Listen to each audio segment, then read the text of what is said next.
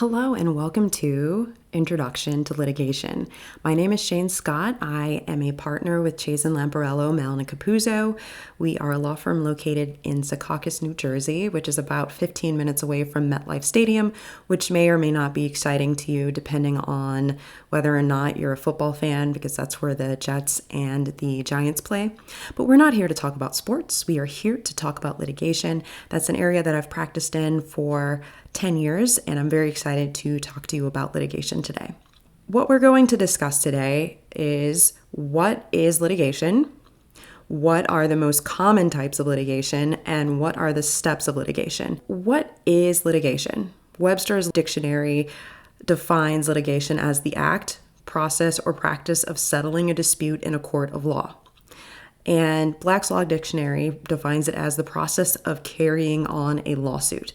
And so there are different types of litigation. There's criminal litigation, there's civil litigation, and then there's administrative litigation. Crimes are generally offenses against the state and are prosecuted by the state.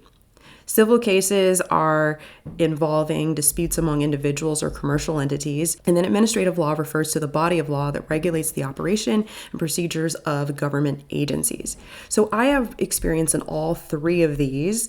I serve as a municipal prosecutor for a township in New Jersey.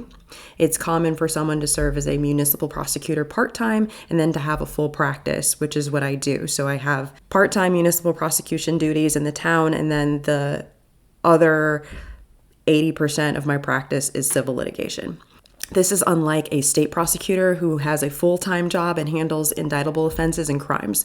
So what I handle are zoning, building, and health code violations. So anything from the failure to maintain your lawn, having overgrown weeds or having garbage all over your front lawn, to slumlords turning off their tenants' heat in the middle of winter, or having multiple illegal apartments in a house beyond its zoning, to buildings in severe disrepair to the point where it causes safety concerns for the community. So that's what I handle on the municipal prosecutor side. So that's my criminal litigation side.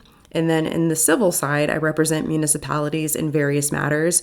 So for example, personal injury if someone is hit by a city vehicle while crossing the street, civil rights claims if someone is subjected to excessive force by law enforcement, employment litigation if someone is claiming they were sexually harassed by an employee. So that's generally my civil side. And then administrative litigation. Most of the municipal clients I represent are protected by unions and are protected by the Civil Service Commission. So the disciplinary process is usually through administrative litigation. So if an employee is subject to major discipline, suspension of more than 5 days, they can request a hearing with the Civil Service Commission, and that is administrative in nature, and I spend a lot of my time handling those types of matters.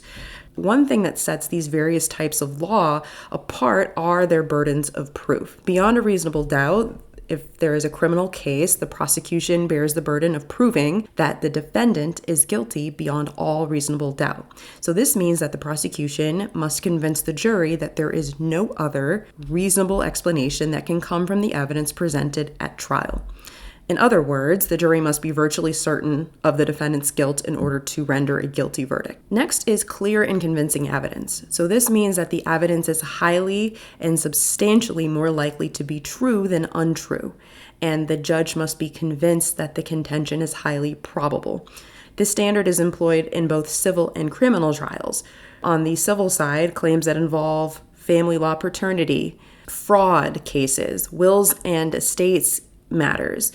Withdrawing life support will typically require the clear and convincing evidence standard. In criminal matters, clear and convincing evidence can be used in defenses. So if someone is being charged with murder, the prosecution must prove beyond a reasonable doubt that this person committed the crime of murder. However, if the person is submitting a defense, such as self-defense, then that self-defense matter is reviewed by a clear and convincing evidence standard.